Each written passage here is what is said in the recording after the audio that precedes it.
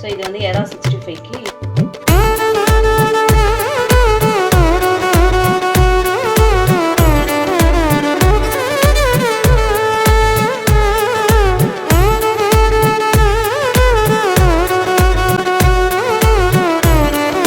இது வந்து எறா 65க்கு இது வந்து பார்த்திங்கன்னா மைதா மாவு, கார்ன்ஃப்ளவர் மாவு, அப்புறம் வந்து அந்த 65 மசாலா, மஞ்சப்பொடி, உப்பு இது வரைக்கும் போட்டு பெரட்டி எடுத்துடலாம்.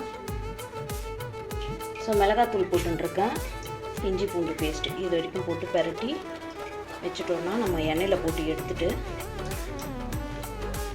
எறா 65 ரெடி ஆகிடும். ஸோ எறா 65க்கு வந்து பெரட்டி வச்சுட்டேன். ஸோ இதில் பார்த்தீங்கன்னா அந்த கருவேப்பிலையும் போட்டு பெரட்டிக்கிறேன். நல்லா கிறிஸ்பினஸோட நல்லாயிருக்கும் இந்த கருவேப்பிலை. ஸோ இப்போ இதை எடுத்து போட்டுக்கலாம்.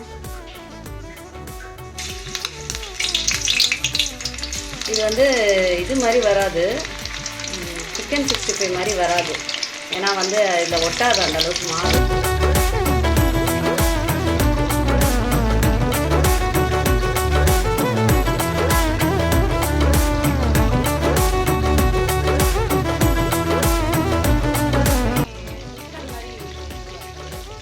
கொஞ்ச நேரம் அப்படியே டிஸ்டர்ப் பண்ணாமல் விட்டுடலாம்.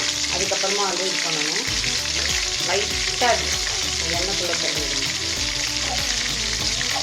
நல்லா மாவெல்லாம் பிரிஞ்சு விடணும். அதுக்கப்புறம் வந்து இது பண்ணணும்.